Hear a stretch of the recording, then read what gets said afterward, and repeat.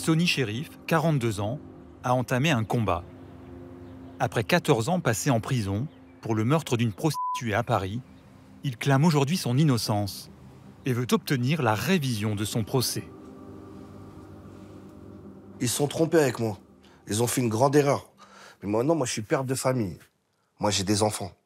Un jour, ils vont lire ça, que leur père a tué une prostituée de 23 coups de couteau. Moi, je veux pas ça. Moi, je fais pas ça pour l'argent, je fais ça pour l'honneur. Mon grand-père, il s'est battu pour la France, pas pour que ses petits-enfants vont en prison pour des choses qu'ils n'ont pas fait. Moi, je suis innocent. Maintenant, il faut qu'ils le reconnaissent. Récemment, le parquet de Paris a autorisé la réouverture du dossier, pour lequel Sonny Sherif a été condamné en 2004 à 18 ans de réclusion criminelle. Les faits se sont déroulés dans la nuit du 21 au 22 novembre 1999, aux portes de Paris, sur un terrain vague. Au petit matin, une dame qui a l'habitude de nourrir les chats du quartier découvre un corps. Elle remarque ce corps à côté d'un matelas. Elle donne l'alerte et les secours qui arrivent sur place découvrent donc ce corps d'une jeune femme, le pantalon en partie baissé et 23 coups de couteau. La victime s'appelle Ginka Trifonova, 19 ans, de nationalité bulgare. Elle se prostituait depuis quelques semaines rue de la Clôture, entre boulevard périphérique et voie de chemin de fer. La brigade criminelle, saisie de l'enquête, effectue les premières constatations, en soulignant l'atmosphère des lieux. S'il existe un endroit où le terme « faire l'amour » semble incongru, nous l'avons sous les yeux. S'il existe un mot pour qualifier un tel lieu, il doit ressembler au terme « sordide ». Le corps de la jeune femme gît entre une palissade et un matelas en putréfaction, au milieu de centaines de préservatifs. Un corps supplicié. Ses mains portent des marques de défense. Le meurtre fait la une de la presse et attire l'attention de Philippe Broussard, qui écrira un livre sur l'itinéraire tragique de la jeune femme. Cette affaire devient vite emblématique du destin des jeunes femmes qu'on appelle à l'époque les filles de l'Est. Sur ces mêmes trottoirs, une centaine de personnes ont défilé en silence contre la prostitution. Tout ce contexte suscite évidemment un émoi très important et une indignation sur fond de débats récurrents sur la prostitution et le destin de ces jeunes femmes. La brigade criminelle déploie d'importants moyens. Meurtre d'un rôdeur, d'un psychopathe, règlement de compte dans le milieu de la prostitution. Pendant 3 semaines, l'enquête piétine, jusqu'à l'interpellation à proximité du lieu des faits de Sonny Sherif, un petit délinquant connu de la police. J'étais avec un jeune de mon âge et quelqu'un d'assez vieux en fait qui nous a ramenés là-bas. On avait des projets de s'attaquer à un proxénète et de prendre de l'argent. Mais il nous a ramenés là-bas. Moi, une fois que j'étais là-bas, j'ai vu que ça me saoulait. Je suis retourné dans la voiture. Et puis à un moment donné, je lève la tête et je vois il y a plein de policiers en fait qui me tiennent en joue. La police saisit 3 couteaux dans la voiture. Sonny Sherif, 20 ans à l'époque, est placé en garde à vue à la brigade criminelle. Il avoue rapidement être l'auteur du crime en donnant de nombreux détails. J'ai le souvenir formel d'avoir porté au moins un coup de couteau, sous la poitrine, côté droit. J'étais parti pour la voler et pas pour la tuer. Je me suis emporté et je regrette mon geste. Sonny Sherif, né de père inconnu, a eu un parcours chaotique. Placé à 18 mois dans une famille d'accueil, il revient chez sa mère à l'âge de 13 ans. Elle vit dans le 19e arrondissement à Paris, avec son nouveau compagnon, Georges. Là, il avait à peu près la dizaine d'années, là, 10-11 ans. Là. La photo, c'était avec ma mère, donc qu'il appelle mamie. C'était un bon garçon qui avait besoin de peu d'affection, comme tous les enfants qui ont manqué à un moment. Bon, il avait quand même des réflexes quand on voulait l'embrasser. Tu sais, il avait un recul, tu sais, parce qu'il n'était peut-être pas habitué. Mon père, je ne l'ai pas connu. Et puis avec ma mère, c'était souvent des clashs. Ça allait pas, en fait. Parce que j'étais en échec scolaire, je tournais mal, etc. Je refusais l'autorité. Et puis, à 16 ans, je suis parti. J'ai fait un peu de bâtiment, je faisais du carrelage, etc. Puis à un moment donné, j'ai tout lâché. J'ai commencé à voler pour pouvoir me payer des chambres d'hôtel, des vêtements. Enfin, c'était des petits larcins, quoi. À 19 ans, il est condamné à de la prison avec sursis pour vol et tentative de vol avec violence. Quelques mois plus tard, il reconnaît le meurtre de la jeune prostituée Ginka. Maître Alexandre Sargologo est son avocat à l'époque. Ce gamin que j'ai connu, qui était un petit délinquant, qui commettait des menus larcins, enfin vraiment une délinquance de basse catégorie, si je puis m'exprimer ainsi, je le mets entre guillemets bien entendu, se retrouve tout de suite, si vous me passez l'utilisation de l'expression, en Ligue des Champions, c'est-à-dire que dossier de la brigade criminelle, une femme qui a été assassinée sauvagement.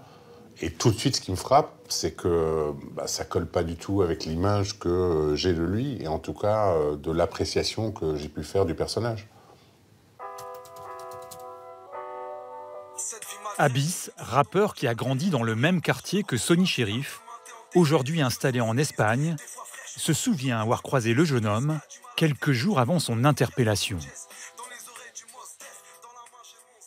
Nous, au quartier, on sent les gens arriver quand ils deviennent un peu fous, ou quand quelqu'un déprime, on le sent qu'il n'est pas bien, quoi. Et Sonny, non, un exemple, on l'avait vu une semaine avant, 3-4 jours avant, il était bien. Il était super cool, il était comme d'habitude, il était beau gosse, il était bien, il allait voir ses copines. Et hop, d'un jour au lendemain, on entend cette histoire-là. Donc pour nous, on s'est dit, il y a quelque chose qui ne va pas là. Il y a vraiment quelque chose qui ne va pas. Pour ses proches, un délinquant qui ne correspondrait pas à l'homme qui a massacré Ginka. Pour la police, un suspect qui a avoué lors de sa garde à vue. Mais Sonny Chérif affirme aujourd'hui être passé aux aveux sous la pression des enquêteurs. Je suis interrogé par 5 policiers, mais à tour de rôle, en fait. J'en ai un en face, un derrière, un sur le côté, un là-bas. Et t'étais où? T'as fait quoi? Tatati, tatata, mais comme ça pendant des heures, en fait. Et t'as le commissaire qui vient, qui s'appuie sur mon épaule et qui me dit t'es dans la merde, en gros. Et 1 heure après, il revient, il me dit ça a matché, on a retrouvé ton ADN, tu vois. Il me dit on a retrouvé mon ADN sur le corps de la victime, en fait. Les enquêteurs ont-ils bluffé? Sur la scène de crime, un morceau de préservatif a bien été retrouvé sous la victime avec une empreinte ADN, mais un ADN inconnu. La brigade criminelle n'a pas souhaité commenter la version de Sonny Chérif. Lui maintient que les policiers ont tout tenté pour le faire craquer. Donc là, il commence à me faire le lavage de cerveau. Tu sais, tu seras pas le premier. Combien de mecs ont pris une cuite et qui se réveillent le lendemain, ils ont tué leur femme ou leur enfant, etc. C'est toi, mais tu t'en souviens pas. T'as des flashs qui vont te revenir. Et puis, à force de me répéter ça, je commençais à y croire. Je me dis, ça se trouve, c'est peut-être vrai. J'ai peut-être été bourré et puis je me suis pris à quelqu'un, tu vois. Et ensuite, il me ramène en pleine nuit à rue de la Clôture et avant de descendre de la voiture, il me met le calibre sur la tête. Il me dit, maintenant, tu vas parler, tu vois. Et moi, j'ai eu peur, j'ai dit, d'accord, je vais tout vous dire, tu vois. Sur cette accusation de menace avec une arme, la brigade criminelle refuse également tout commentaire. Et puis, ils ont fait leur reconstitution tout seuls. Ils m'ont parlé d'un matelas, elle était là, t'as fait ci, t'as fait ça. À ce moment-là, je disais, ouais, à tout, tu vois.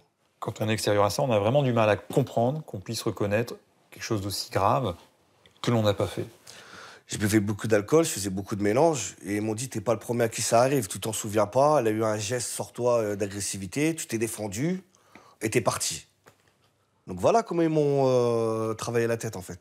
Pour lui, et je sais qu'on en avait parlé aussi à l'époque, Il m'avait dit qu'il voulait simplement que ça s'arrête. Voilà, je cherchais pas à comprendre. Il s'est fait, mais vraiment éclaté, entre guillemets. Pas physiquement, mais en tant que psychologiquement et intellectuellement, avec les conséquences dramatiques pour lui que l'on connaît. Après 48 heures de garde à vue, Sony Chérif est présenté devant la juge d'instruction en vue de sa mise en examen. Elle était courtoise, etc. On me fait signer des documents, donc moi je les signe et tout, tu vois. Et d'un coup, après, elle change de ton et elle me montre les photos du cadavre, en fait. Et là, je vois ce que j'ai signé, en fait. Et je vois un corps déchiqueté, larté de coups de couteau. C'est pas l'histoire qu'on m'avait vendue, en fait. En plus, j'avais reconnu un coup de couteau, pas 28. Et c'était complètement... c'était un truc de psychopathe. Après, j'ai pu m'entretenir avec mon avocat. Elle m'a dit, j'espère que t'as pas signé. J'ai dit, si, j'ai re-signé encore. Ouais, elle m'a dit, bah, tu t'es mis dedans, en fait. Elle m'a dit, on peut plus rien faire. Elle m'a dit, c'est fini. Nous avons contacté la juge d'instruction. Aujourd'hui encore, elle n'a guère de doute sur la culpabilité de Sony Chérif. Ce n'est que 3 mois après son arrestation, en détention provisoire à Fleury-Mérogis, que Sony Chérif revient sur ses aveux.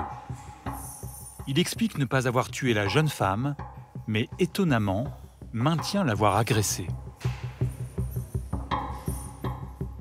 Bon, en fait, je sais pas pourquoi j'ai continué à m'enfoncer dans cette histoire. Honnêtement, je me suis dit, vu que j'ai dit ça, il va falloir que j'arrive à dire un truc qui se ressemble à peu près pour essayer de trouver une échappatoire. Mais plus je faisais ça, plus je m'enfonçais en fait. Et quand je me suis rendu compte que ça marchait pas et que je m'enfonçais encore plus, et puis devant moi, j'étais face à un mur en fait, il n'y avait aucune décharge contre moi. C'était qu'on me chargeait. Bah, j'ai fait des grèves de la faim. Je me suis mutilé, je me suis pendu. C'est les traces que j'ai là, j'en ai sur tout le corps. Hein. Et j'ai eu je sais pas combien de points de suture, j'ai pris des médicaments. C'était pas je voulais mourir, c'était une façon de dire aidez-moi au secours. En 2003, lors de son procès à Paris, Sony Chérif revient cette fois-ci totalement sur ses aveux. Il affirme qu'il n'a jamais agressé la prostituée et que ce soir-là, il dormait chez des connaissances du quartier. Mais celles-ci refuseront de venir témoigner au procès. Son avocat relève lui l'absence de preuves matérielles, pas d'ADN, aucun témoin visuel et des aveux incohérents. Il n'y a aucun doute dans mon esprit que c'est l'acquittement qu'il faut plaider dans ce dossier. Il y a des dossiers où le client a envie que vous plaidiez l'acquittement, et puis vous, concrètement, vous allez le voir, vous dites, écoutez, monsieur, c'est pas raisonnable, il y a quand même un certain nombre d'éléments contre vous, etc. Rien de tout cela dans ce dossier. Dans ce dossier, c'est la vacuité totale, le vide sidéral. C'est-à-dire que le seul élément à charge contre lui, la seule preuve qu'il y a contre lui, c'est l'aveu. On plaide l'acquittement, le procureur de mémoire demandait plus de 20 ans, et on se prend 12 ans. 12 ans, c'est voilà, ça veut rien dire. Soit il est coupable et on lui met le maximum, soit il est innocent et on l'acquitte. 1 an plus tard, Sony Chérif comparaît en appel devant la cour d'assises de Bobigny, où il est condamné à une peine plus lourde, 18 ans de prison. Edmond Stenger, aujourd'hui retraité dans l'Est, était l'avocat général qui représentait l'accusation à l'audience. J'avais acquis la certitude, au moment où je requérais, qu'il était coupable. Si j'avais eu le moindre doute, j'en aurais fait état. Il ne me fait pas une bonne impression. Quand il était dans ses dénégations, il ne regardait pas la cour qu'il devait convaincre. C'était pas crédible, quoi. Quand il disait qu'il ne connaissait pas la victime. Et donc, je pense que se dégage une ambiance de la cour d'assises, et cette ambiance n'était pas en sa faveur. J'ai des souvenirs comme ça qui me reviennent de ce procès en appel, et notamment du fait que cet accusé s'est retrouvé seul avec ses contradictions, et il était assez facile de le déstabiliser en posant sur la table, si j'ose dire, ses déclarations successives, ses aveux, ses contradictions, voilà. À l'audience, Edmond Stenger requerra 16 ans de prison, en s'appuyant principalement sur les aveux de Sony Chérif, qui, selon le magistrat, n'ont pu être recueillis sous la contrainte. Je ne pense pas que ce soit là les pratiques d'une unité de police judiciaire qui a quand même une certaine réputation sur la place de Paris. Qu'il y ait des pressions, bien évidemment, c'est les pressions de l'enquête, les pressions de plusieurs enquêteurs qui sont là. On peut peut-être avoir le sentiment d'un certain acharnement, etc. Mais je ne pense pas que Sony Chérif ait été fabriqué par la brigade criminelle. Sony Chérif passe 14 ans en détention. Au cours d'une permission en 2011, il rencontre Joanne, aide-soignante dans le Nord, région où ils vivent aujourd'hui. T'étais tout jeune, hein. On était tout beau. Ça, c'est moi et Sony, à la fin de sa peine. Donc, on voit qu'il était très fatigué. Hein. Elle est prise où, cette photo? Dans le parloir. C'était 2 € la photo. C'est vrai, fallait payer la photo. Après ça, c'était une permission, je sais plus, c'était 24 heures. Entre parloir, téléphone et permission, Joanne et Sony se rapprochent de plus en plus. Mais pour justifier sa condamnation, Sony Chérif lui parle d'un homicide involontaire, d'une bagarre qui a mal tourné. Et non du meurtre d'une prostituée qu'elle finit par découvrir sur Internet. J'ai vraiment flippé, en fait. Je me suis dit, c'est pas possible. Et en fait, après, il m'a contacté par téléphone. Et en fait, je lui ai posé la question, tu peux me dire pourquoi tu es là-bas? Il m'a dit, je te l'ai déjà dit. Après, je dis, non, je voudrais que tu me dises vraiment. Et après, ça a fait comme un blanc. Après, il m'a dit, ouais, je pouvais pas te le dire. J'ai été accusé de ça, mais c'est pas moi. Parce que personne ne me croit aujourd'hui. Donc après, au début, je dis, je suis désolé, mais je préfère qu'on coupe. Joanne décide de se plonger dans le dossier judiciaire et finit par être convaincue de l'innocence de Sony Chérif, qui est libéré en 2014. Le couple se marie religieusement. Il a aujourd'hui 2 enfants. Après, c'est vrai que j'avais peur du regard de ma famille. Ta famille, au début, elle n'était pas... Ma famille, ouais, il y en a pas mal qui ont été réticents, qui m'ont un peu tourné le dos. Je suis pas une fille... je veux dire, j'ai toute ma tête. Je suis pas quelqu'un... une groupie de psychopathes, on va dire. Parce qu'il y en a qui ça les fait vibrer, moi non. Est-ce que vous avez senti chez Sony une forme de violence? Non. J'ai déjà poussé à bout. Hein. On a déjà fait... quand on était un peu plus jeune, on a déjà fait des soirées poker où il y avait un peu d'alcool. Des fois, ça chamaillait. Mais franchement, il fait peur quand il crie, parce qu'il est costaud. Mais franchement, je vous dis, non. On va pas dire la fin de ma vie, mais j'arrive à une période de ma vie où on s'est plus posé, les enfants grandissent. Mais il y aura toujours un truc qui fait que je suis pas bien, en fait, que je vis pas pleinement ma vie, quoi. J'aimerais bien vraiment enterrer cette histoire. C'est trop, ça m'a pris 14 ans de ma vie, quand même. En 14 ans, j'aurais pu faire beaucoup de choses, même si au début, j'étais un petit délinquant, comme on dit, mais j'avais un avenir, quand même.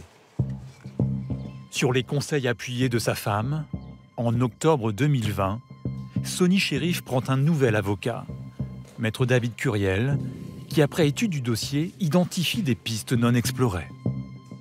Il écrit au procureur pour demander des investigations en vue d'une révision du procès.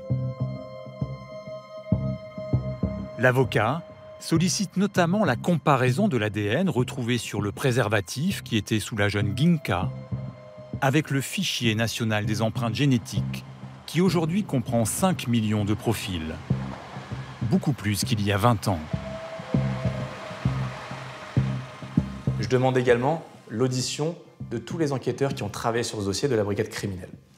Je demande une nouvelle analyse des scellés, parce qu'on sait bien qu'aujourd'hui, avec les progrès scientifiques, on pourrait retrouver de l'ADN sur ses sous-vêtements, sur un pull, qu'on n'avait pas pu retrouver à l'époque. Je demande aussi et surtout d'entendre le proxénète de Ginka. Ce qui n'avait pas été le cas à l'époque. Il n'a jamais été entendu. Et je demande enfin aussi de faire des investigations sur un viol qu'aurait subi Ginka quelques jours avant son décès et qui est attesté par ses collègues qui se prostituaient auprès d'elle et qui disent qu'effectivement, elle avait raconté un viol et des menaces de mort si elle venait à raconter ce viol. En juin 2021, le parquet de Paris autorise des investigations, mais sur seulement 2 éléments, l'audition d'un témoin et l'analyse de l'ADN du préservatif, qui ne donne rien. L'avocat de Sony Chérif s'apprête à déposer une nouvelle demande d'acte, notamment sur les scellés. Un combat légitime, selon l'avocat général Edmond Stenger, mais qui peut être aussi, selon lui, celui d'un homme qui se bat avec sa propre conscience. On peut comprendre que quand on a vieilli, on a entamé une nouvelle vie, qu'une affaire comme ça devienne insupportable. Sa conscience refoule quelque chose qu'il ne peut plus, qu'il ne peut pas admettre aujourd'hui. Mais elle peut aussi être insupportable parce que on est innocent. Mais encore faudra-t-il qu'il apporte cet élément convaincant. Tout ce que je peux vous dire, c'est que je n'ai pas l'impression que la justice se soit trompée, malgré toutes les insuffisances qu'on peut relever dans cette affaire, comme dans beaucoup d'autres. La mère de Ginka, que nous avons jointe en Bulgarie, s'est dite très surprise de la démarche de Sony Chérif, qui reste pour elle à ce jour le seul meurtrier de sa fille.